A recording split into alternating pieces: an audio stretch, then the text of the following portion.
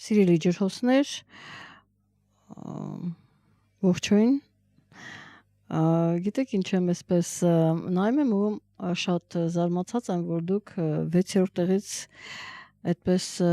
հետընթաց եք ունեցել եւ հայտնվել եք 12-րդ տեղում, այսինքն այսքան մեծ տարբերություն, այդքան հետ ընկնել, այսպիսի փաստ ունենք, կամ շատ լավ է ջրհոսների համար, կամ շատ վատ է,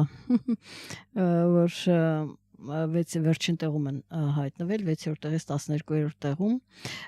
ինչևէ դուք իմանաք, կգրեք մեկնաբանություններում, արդյոք ամեն ինչ շատ լավ է ձեզ մոտ, եւ այսպես, այսօր ես կներկայացնեմ, այսօր մարտի 5-ն է, Յուպիտերի օրը, եւ ես ձեր աշխատանքի տանն ինքը գտնվում Յուպիտերը, ինքը դառնալ է ուղղընթաց, դա իհարկե շատ լավ է, մարտի 11-ին կդառնա ուղղընթաց եւ այսօր 5-ն է, մինչև 5-ը, հա, կատարված իրադարձությունները, մենք ունենք երկու իրադարձություն, դա այն է, որ Մարսը փոխել է իր նշանը, դուրս գալով ձեր նշանից, սիրելի ջրհոսներ, ինքը տեղավորվելու է մինչև ապրիլի 10-ը ձկան նշանում, ձեր ֆինանսներն են, այստեղ բոլորը հավաքվել են, ձեր աշխատանքի, ձեր ֆինանսների հարցն են լուծում, այստեղ ուզում են ձեզ ինչ-որ մեկ այլ աշխատանք, ավելի լավ այդ հարցերը կա, միգուցե կարողանան այդ էներգիաները հավաքվեն եւ փորձեն կարգավորել այսպիսի իրավիճակ է եւ հաջորդ կարևոր իրադարձությունը դա լուսնի ամբողջական խավարումն է, իհարկե դա եղել է ամսի 3-ին, բայց բնականաբար մենք դեռս մի ամբողջ ամիս, հաջորդ ամիսը եւս դեռ կզգանք իրեն իր ներկայությունը մեր կյանքում անշուշտ, ուրեմն եղել է Հայաստանի ժամանակով 15:37 րոպե 42 վայրկյան, արևելությունը հակադրվել են 13 աստիճանում եւ այնտեղ է ունեցել ձեր ֆինանսների տանը, գիտեք ձեր ֆինանսներն են հիմնականում ուրեմն այդ առանցքն է եւ լիալուսինել այդտեղ գիտեք ոնց հնարավոր է ինչ որ մի նպատակների համար գումար եք ծախսել շատ հնարավոր է կամ գիտեք այսինքն մինչև հա լիալուսին արդեն որոշակի ծախս արել եք այս անպայման չի հենց 10 ամսի 3-ին դա արվի, մինչև ամսի 3-ն է արվել եւ այստեղ որոշակի առաջիկա 7 ամիսների ընթացքում եւս ինչ որ նպատակների համար դուք գումար կհատկացնեք միգուցե ավելի քանի որ տեսեք կույսի նշանում է եւ այստեղ կույսը շատ լավ տրամաբանում է, ամեն ինչ հաշվարկում է, միգուցե դա հաշվարկված լինի, այսպիսի իրավիճակներ են, բոլոր դեպքերում բանկերի հետ փորձում ենք լինել ուշադիր բանկային հարցերում։ Եվ հաջորդ օրը այսօր 5-ն է, վաղը եւ իդ ուրեմն Վեներան կփոխի իր նշանը մինչեւ մարտի 30-ը, ինքը կգտնվի խոյի նշանում, ձեզ համար մեծ հաշվով ձեր ֆինանսների տանն էր, հիմա էլ արդեն կմտնի խոյի նշան, վատ չի ձեզ համար, բայց բոլոր դեպքերում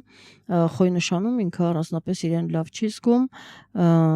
այնպես որ այստեղ հնարավոր է ձեր հարազատների հետ ինչ-որ հարցեր քննարկեք, ինչ-որ ֆինանսական հարցեր կամ այլ հարցեր, ուրեմն հնարավոր է, որ լինեն քննարկումները այսպիսի իրավիճակ եւ մարտի 11-ին Յուպիտերը կդառնա ուղղընթաց, ես ասացի, որ գտնում է ձեր աշխատանքի տանը եւ միգուցե հնարավորությունները ձեր անձնական քարտեզով է պայմանավորված, այս հնարավորությունները տալիս, ասենք աշխատանքը միգուցե ոմանց մոտ ավելի շատ է, ոմանց մոտ դա կարող է պարզապես անդրադառնալ առողջական վիճակին եւ նորից պայմանավորված ձեր անձնական քարտեզով ավելի լավ կլինի թե որոշակի դժվարություններ կլինեն նայած ինչ տարիքում է գտնվում ինչ կարգավիճակում եւ այլն ինչեւէ ուրեմն 30-ին արդեն ինքը դուրս կգա եւ կտեղավորվի ձեր հակադիր նշանում եւ մարտի 13-ին սպիտակ լուսինն է մտնելու կույսի նշան այնտեղ կմնա 7 ամիս մինչև հոկտեմբերը 12 հոկտեմբերի 12-ը եւ այստեղ ինքը եթե սև լուսինը մնում է 9 ամիս, ապա սպիտակ լուսինը մնում է 7 ամիս եւ այստեղ ձեր ֆինանսական հարցերը ինքը կփորձի կարգավորել կոնկրետ նպատակների համար ծախսվելիք գումարը։ Ես կարծում եմ ինչ հարցեր կա, որ ավելի լավ լինելու համար նույնիսկ